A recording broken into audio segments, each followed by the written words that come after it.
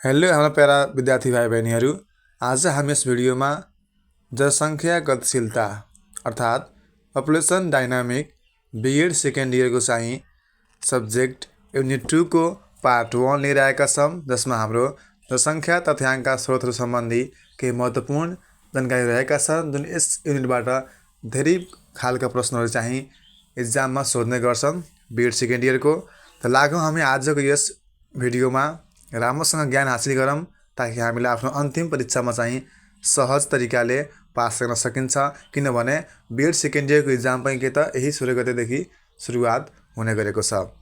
जनसङ्ख्या तथ्याङ्कका स्रोतहरू, sources of population data. पहिला जनसङ्ख्या तथ्याङ्क भनेको के हो हामी त्यो बुझौँ है। जनसङ्ख्याका विविध पक्षहरूको जानकारी दिने सूचक नै जनसङ्ख्याका तथ्याङ्क हुन्। जनसङ्ख्या सम्बन्धी सबै अध्ययन र अनुसन्धानहरू तथ्याङ्कका विभिन्न स्रोतहरूमा निर्भर हुन्छन्।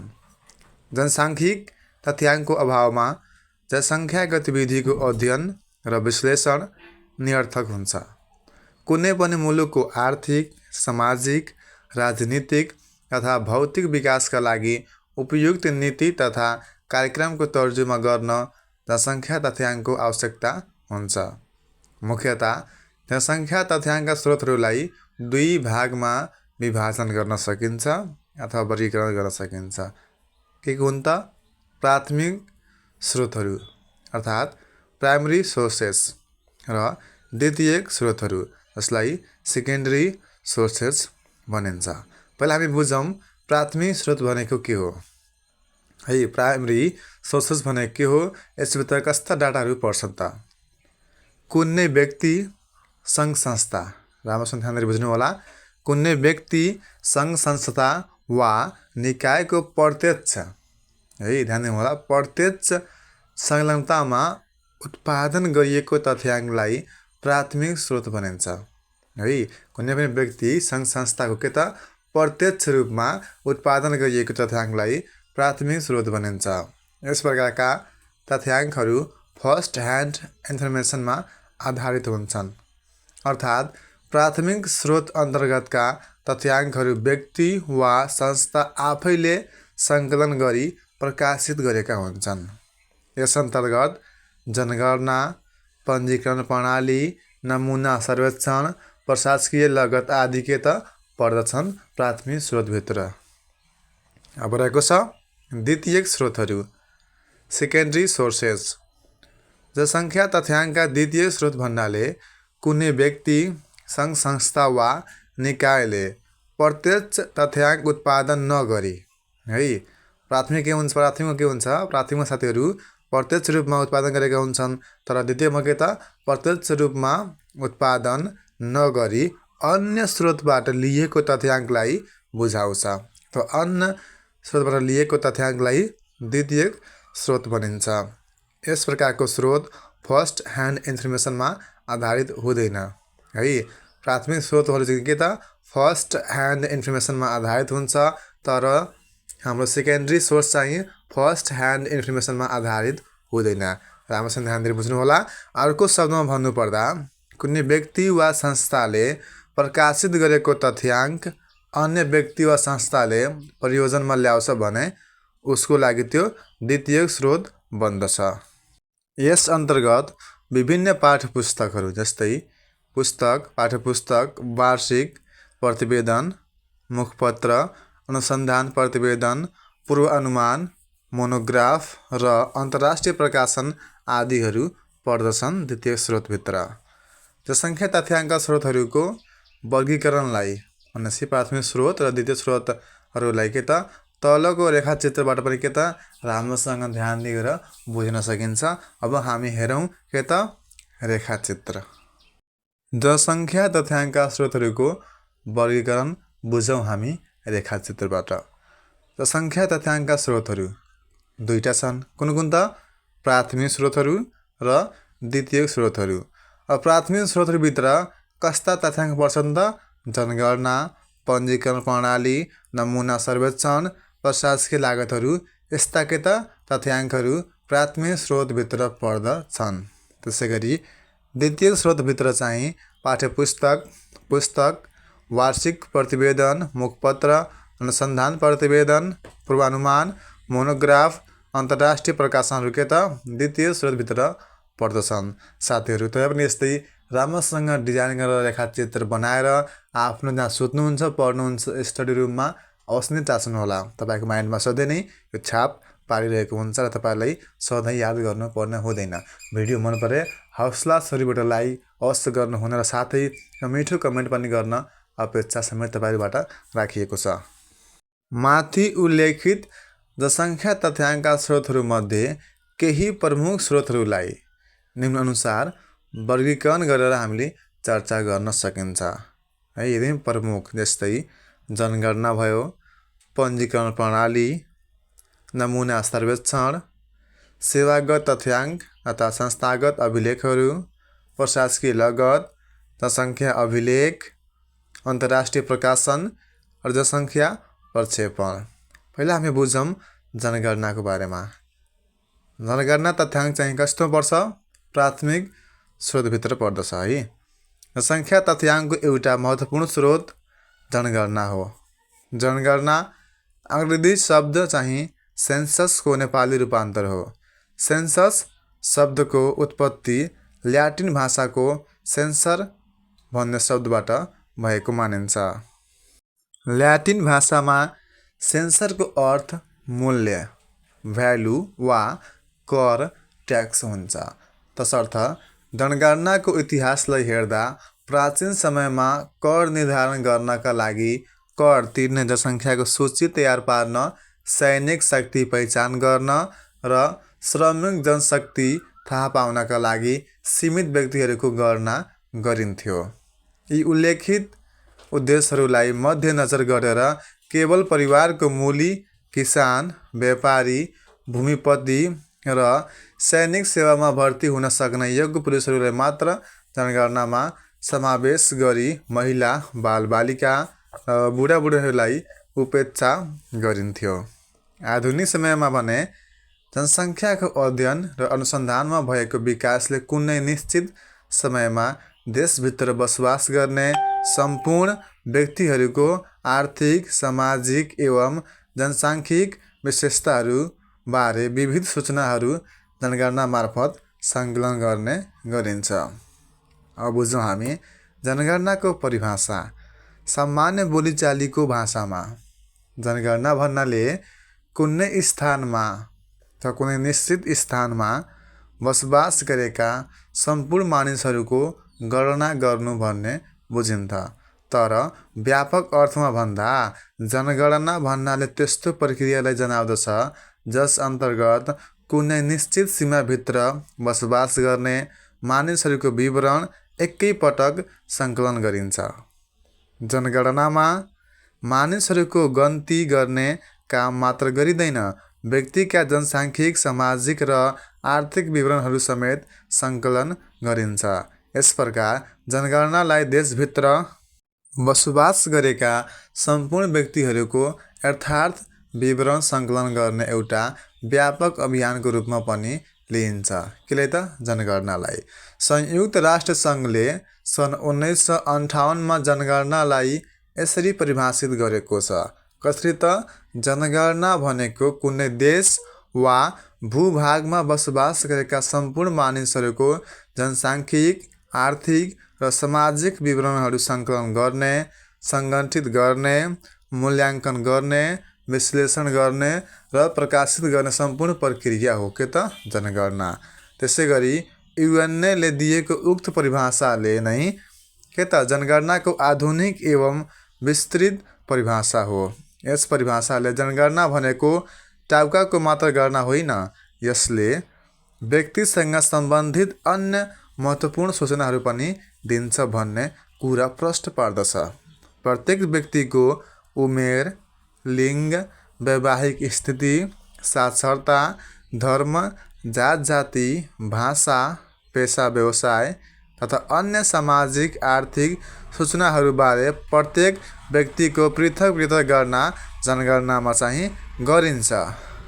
जनगणना प्रायःजसो 10-10 वर्षको अन्तरालमा लिने गरिन्छ भने कतिपय राष्ट्रले अथवा कतिपय देशले चाहिँ 5-5 वर्षको अन्तरालमा पनि लिने गरेको पाइन्छ। यो एउटा बृहत कार्य भएको हुनाले यसलाई सरकारी निकायबाट नै सञ्चालन गरिन्छ। यसको सञ्चालनार्थ व्यापक जनशक्ति र आर्थिक स्रोत समेत लाग्दछ। जनगणनाको मुख्य उद्देश्य देशभित्र बसोबास गरेका सम्पूर्ण नागरिकहरूको विवरण सङ्कलन गर्नु, देशभित्र बसोबास गरेका बासिन्दाहरूको सङ्ख्या पत्ता लगाउनु र देशमा योजनाबद्ध विकास कार्यक्रमहरू सञ्चालन गर्न आवश्यक पर्ने नीति तर्जुमा गर्न देशको जनसाङ्ख्यिक, आर्थिक, सामाजिक स्थिति सम्बन्धी भरपर्दो र यथार्थ फरक तथ्याङ्कहरू उपलब्ध गराउनु हो। जनगणनाको ऐतिहासिक विकासक्रम हेऱ्यौँ भने हामी जनगणनाको ऐतिहासिक पृष्ठभूमिलाई निहाल्दा प्राचीन समयमा बेबिलोनिया, टिप्पणी गर्नु होला है, प्राचीन समयमा बेबिलोनिया 4000 BC, चीनमा भने 3000 BC, इजिप्टमा 2500 BC र प्यालेस्टाइन र रोममा चाहिँ जनगणना लिन गरेको ऐतिहासिक प्रमाण रहेको छ। यो क्वेसन चाहिँ अब्जेक्टिभमा सोध्छ है। सबभन्दा पहिला चाहिँ जनगणना कुन देशबाट सुरुवात गरिएको थियो त? कहाँबाट? बेबिलोनियाबाट। ठिक छ। त्यस्तै करिब 5000 वर्ष पहिले सुमेरियन्सहरूले कर उठाउने उद्देश्यले जनगणना गरेको उल्लेख छ। बाइबलमा उल्लेख भए अनुसार पहिलो पटक 1491 BC मा किङ एक्सटस र दोस्रो पटक 1017 BC मा किङ डेभिडको पालामा जनगणना लिएको ऐतिहासिक कथन छ। र तपाईहरु यसमा कन्फ्युज नहुनु होला। यही सबभन्दा पहिला कहाँ त बेबिलोनियामा चाहिँ सुरुवात गरिएको थियो जनगणनाको। त्यस्तै प्राचीन रोममा 800 वर्षसम्म 5 वर्षमा जनगणना लिएको थियो र यो क्रम 5 BC सम्म जारी रहेको थियो भन्ने गरिन्छ।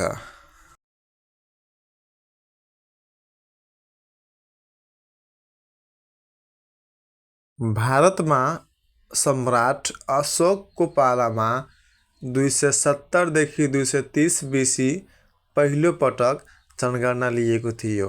त्यस्तै भारतमै 16औं शताब्दीमा राजा अकबरको शासनकालमा पनि जनगणना लिएको दाबी गरिएको छ।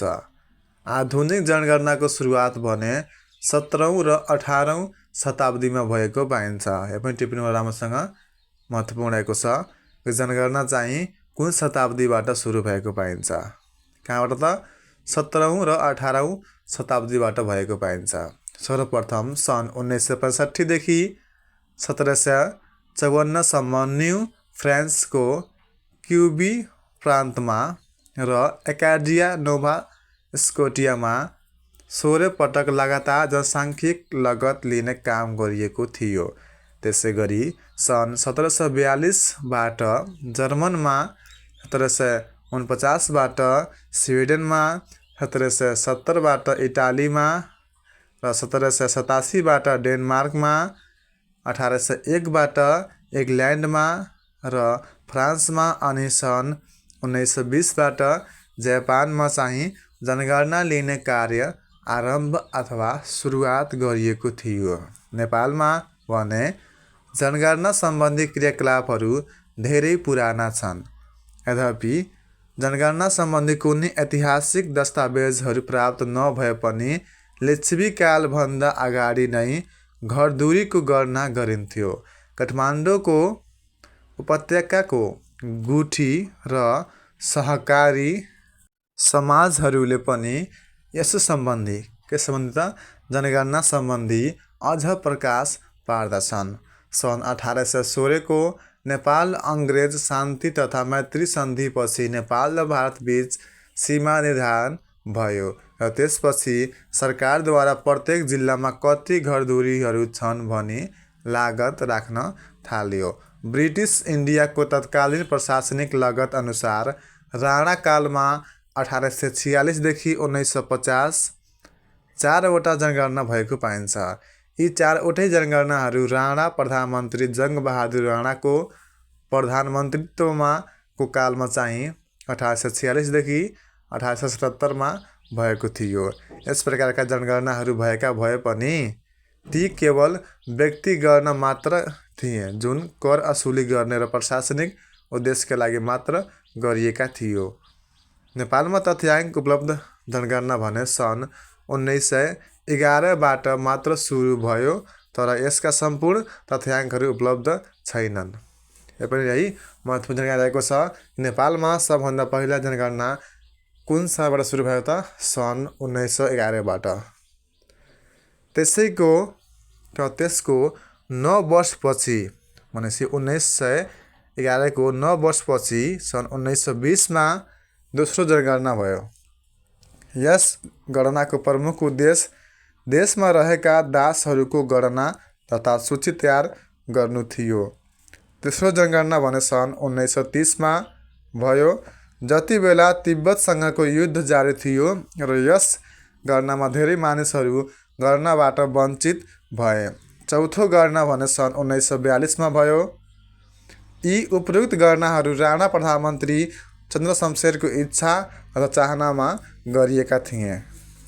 उपरोक्त गणनाहरूमा सदस्य र घरमौलीको नाम, लिङ्ग, उमेर, पेसा आदि जस्ता सूचनाहरू मात्र लिएको थियो र यसको अन्तिम परिणाम भने कुल सङ्ख्या मात्र थियो जुन व्यक्ति गणनामा मात्र आधारित थियो। सन् 1911देखि 1942सम्म 4वटा गणनाहरू केवल जमिनदारी प्रथाबाट मात्र गरिएका थिए। गणनाको कार्यतालिका स्थानीय जिम्मेवाल र पटवारीलाई दिएको हुन्थ्यो, जो कर असुल्ने व्यक्तिको रूपमा चिनिन्थे। को त? पटवारी अथवा जिम्मेवाल।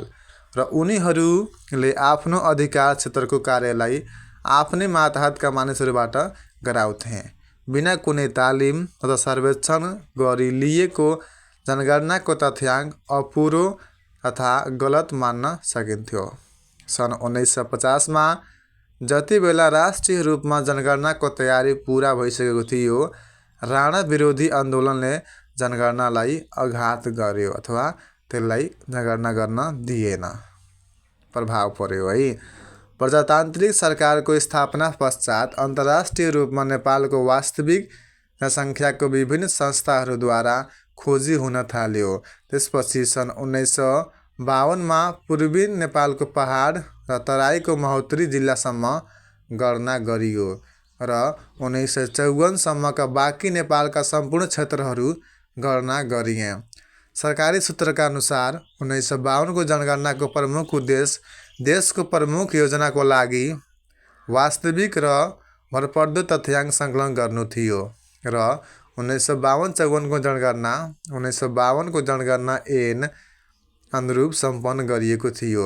यसका अतिरिक्त जनगणनाको समयतालिका निर्धारण, सर्वेक्षण तालिम, लगत भर्ने तरिका, परिभाषा, गणक तालिम, प्रशासनिक दायित्व आदिका बारेमा विस्तृत तथा समग्र तालिम दिएको थियो। त्यसैले सन् 1952-54को जनगणनालाई नेपालको आधुनिक तथा कोसेढुङ्गा साबित हुने खालको जनगणना भनिन्छ। यो पनि महत्त्वपूर्ण जानकारी रहेको छ, टिप्पणी गर्नुहोला है कि नेपालको आधुनिक जनगणना कुन हो त? सन् 1952-54को। यो जनगणनाले अन्य राष्ट्रहरूको जनगणना सरहको मान्यता समेत प्राप्त गरेको थियो। सन् 1952-54को गणना अघि युनाइटेड नेसनले international training centre on census and statistics new दिल्लीमा आयोजना गरेको तालिममा तथ्याङ्क विभागका 5 जना अफिसर्सले तालिम प्राप्त गरे। यी 5 जना व्यक्तिले तालिम प्राप्त गरेर फर्किसकेपछि एउटा परीक्षण जनगणना हालको काभ्रे जिल्लाको बनेपा नगरमा गरे र भावी जनगणनाको निश्चित तिथि तोकी निर्देशनहरू पनि तयार गरे। भावी जनगणनाको लागि काठमाडौँको केन्द्रीय कार्यालयमा 200 सुपर्यवेक्षकहरूलाई तालिम दिइयो र कार्यस्थलमा पठाइयो। देशभरिका 1657वटा स्थानीय केन्द्रहरूबाट 17,000 तालिम प्राप्त गणकहरू छानिए। तीमध्ये धेरैजसो स्थानीय कर असुलीकर्ताहरू थिए। यो गणनाको लागि प्रचार प्रसार तथा अन्य सामग्रीहरू करिब 19 टन वजनको थियो र यी सबै सामग्रीहरू प्राय गरेर भरियाद्वारा नै 4 हप्तासम्म समय लगाएर देशभरि पुर्याइएको थियो त्यो अवस्थामा है। त्यसपछि सन् 1961 गणनाको लागि देशलाई जम्मा 18वटा जनगणना क्षेत्रमा विभाजन गरिएको थियो, जसलाई 112 सहक्षेत्र र 456वटा गणना क्षेत्रका विभाजन गरिएको थियो। गणना क्षेत्र भनेको खास गरी गाउँ थियो र जम्मा 28,000 गाउँहरू थिए। प्रत्येक जनगणना क्षेत्रमा शाखा अधिकृत नियुक्त गरिएको थियो, जसलाई जिल्लाले तालिम दिएका सुपर्यवेक्षकहरूले सहयोग गर्दथे। यस गणनामा कुल 300 सुपर्यवेक्षक र 15,933 गणकहरू नियुक्त गरिएका थिए। यस गणनालाई 2 चरणमा विभाजन गरिएको थियो। पहिलो चरणमा सुपर्यवेक्षकहरूलाई घरमूलीको नामसहित घरधुरीको सूची तयार गर्नु, लिङ्ग अनुसारको पारिवारिक सदस्यहरूको सङ्ख्या, गाउँको नाम र घरको क्रमसङ्ख्या राख्नु थियो। यो चरण 12 देखि 19 मे 1961सम्म पुरा गरिएको थियो। दोस्रो चरणको कार्य भने वास्तविक गणना थियो र सो कार्य 4 तारिखदेखि लिएर 21 जुन 1961सम्ममा पुरा गरियो। दक्ष सुपर्यवेक्षक र नियन्त्रित स्थलगत कार्यका लागि 1971को गणनामा देशको 14वटा अञ्चललाई 17वटा जनगणना क्षेत्रमा विभाजन गरिएको थियो। यी 17वटा जनगणना क्षेत्रमा केन्द्रीय तथ्याङ्क विभागद्वारा नियुक्त पदाधिकारीको निगरानीमा जनगणना सम्पन्न गराइएको थियो। स्थलगत कार्यको सुपर्यवेक्षकको कार्यभार प्रत्येक जिल्लामा यसै कार्यको लागि खटिएका पदाधिकारीहरूद्वारा सम्पन्न गरिएको थियो। साथीहरू, यदि तपाईँको मनमा के जिज्ञासा र सुझाव सल्लाह रहेको छ भने तपाईँहरू कमेन्ट गर्न सक्नुहुनेछ। साथै तपाईँहरूको इक्जामको तयारीको लागि कुनै अन्य शीर्षकमा भिडियो आवश्यक रहेको खण्डमा तपाईँहरू त्यस शीर्षकको नाम कमेन्ट गर्न सक्नुहुनेछ। हामी चाँडैभन्दा चाँडै तपाईँको शीर्षक अनुसार भिडियो लिएर आउने नै छौँ। गृह मन्त्रालयको सहयोगमा सबै गाउँ तथा नगर पञ्चायतको सूची तयार गरिएको थियो। जनगणना गर्नु 6 महिना अगाउ नगर पञ्चायत र ठुला गाउँ पञ्चायतको घरधुरी सङ्ख्याहरू गणना गरिएको थियो। प्रत्येक नगर पञ्चायतलाई वडा अनुसारको ब्लकमा विभाजन गरिएको थियो र प्रत्येक ब्लकका घरहरूलाई क्रमसङ्ख्या दिएको थियो। यस गणनामा करिब 13,000 गणक र 500 सुपर्यवेक्षकहरूलाई खटाइएको थियो। स्थानीय पञ्च, शिक्षक तथा विद्यार्थीहरूलाई गणकको रूपमा तालिम दिएको थियो। धेरै सङ्ख्यामा गणकहरूको आवश्यकता पर्ने र स्थानीय रूपमा सबै शिक्षित व्यक्तिहरू उपलब्ध नहुने भएकोले साधारण लेखपढ गर्न जान्ने व्यक्तिलाई पनि तालिम दिएको थियो र एउटा गणकले 3वटा वडा सम्हाल्नु पर्दथ्यो। व्यक्तिको एउटा लागत भरे बापत गणकले 5 पैसा पाउँथ्यो। उपरोक्त विश्लेषणहरूबाट के स्पष्ट हुन्छ भने नेपालमा जनगणनाको निश्चित समयको निर्धारण थिएन र लगातार निश्चित अवधिमा सम्पन्न गरिँदैनथ्यो। सन् 1911को सरकारी सूत्रका अनुसार सरकारद्वारा प्रत्येक 10 वर्षको अवधिमा जनगणना गर्ने अवधारणा लिएको थियो, जसलाई दशाब्दी जनगणना भनिन्छ। तर 1961सम्म यसलाई पूर्ण रूपमा पालना गरिएन। दोस्रो गणना 9 वर्षको अन्तरालमा 1920मा सम्पन्न भयो र दोस्रो र तेस्रो गणना 10 वर्षको अन्तरालमा 1930मा सम्पन्न भयो। चौथो गणना भने 11 वर्षपछि 1942मा सम्पन्न भयो। पाँचौँ गणना 1952-54मा सम्पन्न भयो भने यसले पूर्वी नेपालको गणना 10 वर्ष अन्तराललाई चरितार्थ गर्यो भने पश्चिम नेपालको गणना 12 वर्षपछि सम्पन्न भयो। त्यसैगरी पाँचौँ र छैठौँ गणनाको अन्तराल समग्रमा 9 वर्षको थियो भने पश्चिमी नेपालको लागि 7 वर्षको मात्र अन्तराल थियो।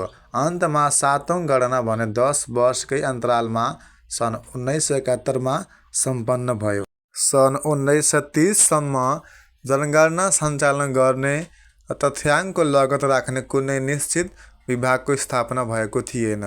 जनगणना कार्यालय अस्थायी रूपमा स्थापना गरिन्थ्यो र जनगणना सम्पन्न भइसकेपछि त्यसलाई विघटन गरिन्थ्यो।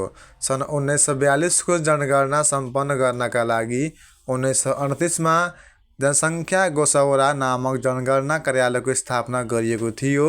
सन् 1944 मा औद्योगिक व्यापारिक समाचार समूह अड्डा स्थापना भएको थियो र यसको प्रमुख काम चाहिँ योजनाका लागि विभिन्न जिल्लाका प्राकृतिक र मानवीय स्रोतहरूको सूची सङ्कलन गर्नु थियो।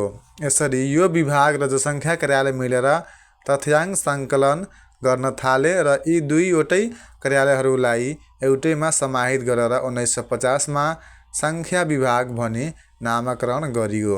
यसैलाई 1960 मा गएर केन्द्रीय तथ्याङ्क विभागको पुनर्नामकरण गरियो।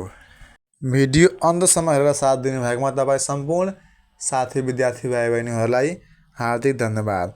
भिडियो कस्तो लाग्यो एउटा कमेन्ट अवश्य गर्नु र हाम्रो च्यानललाई सब्सक्राइब गरेर बेल आइकन अवश्य थिच्नुहुने अपेक्षा समेत राखिएको छ।